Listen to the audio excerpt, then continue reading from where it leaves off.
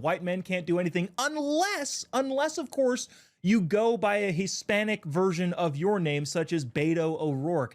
I think his first name is actually Robert, but goes by Beto to ingratiate himself with the Hispanic community. Here is a clip of him. He's allegedly the guy whose PAC was in charge of all of those Texas legislatures fleeing to the most gerrymandered state in the union to avoid a vote on gerrymandering. Here's what he says, kind of defending his position.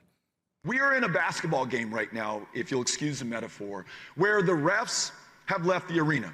And the other side is just clobbering the out of us, just punching us in the face, kicking us in the nuts. And we're kind of throwing our hands up and we're asking the crowd, the people of America, hey, do you see what's going on here? This is unfair. This isn't the rules that we agreed to play by. Well, who cares about the rules right now? Punch back, kick back, dunk over their heads, and win some power.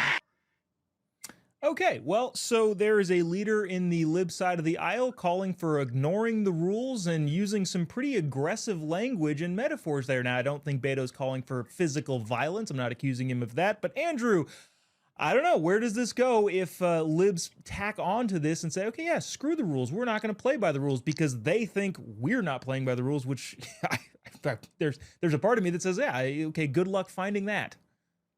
There's so many things I could touch on with this, so I'll try and be quick here. First and foremost, Bob needs to just go away. How many races has he lost now? Like 10 or 15, and yet, you know, this is the epitome of somebody who's just got way too much money, is incredibly privileged, and is now trying to masquerade as something that he's not.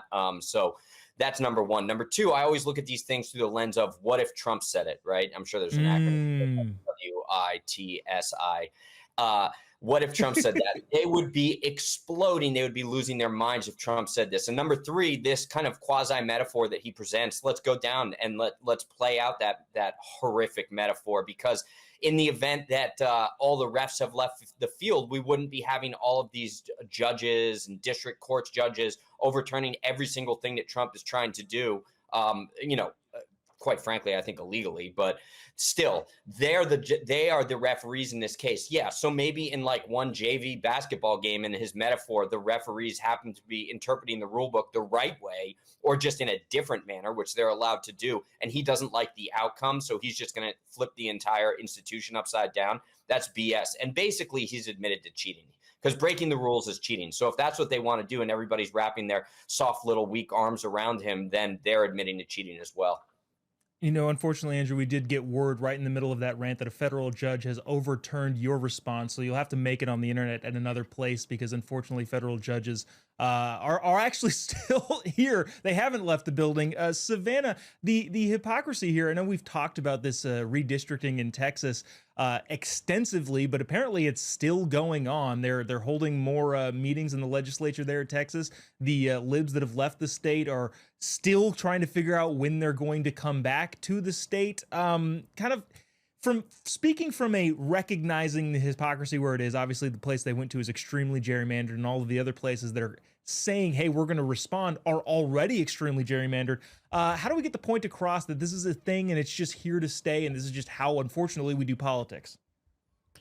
Yeah, you know, Joe Bob, I've gotten to the point just this year, I think we're 8 months into the year at this point, where I am exhausted with it, and I'm not even focusing on what's going on here in Texas, because everything is so performative. I mean, both on the left and the right. And it's exhausting. I think the average American is just exhausted with all of this nonsense, all of this performance from both sides of the political aisle. It's like, hey, how about we just get things done for the average person and for average Americans? How about we just clean up our political system? How about we make it to where people cannot break the rules and we all just follow them, so that way we have a civilized and functioning society? But no, that is way too much to ask for in 2025. So we have to have Beto O'Rourke, who failed his governor's race, his presidential race, his Senate race, standing up in front of the nation, standing up in front of Texas, trying to pretend that he speaks for us, when he is, in fact, the biggest joke to come out of this state behind Jasmine Crockett.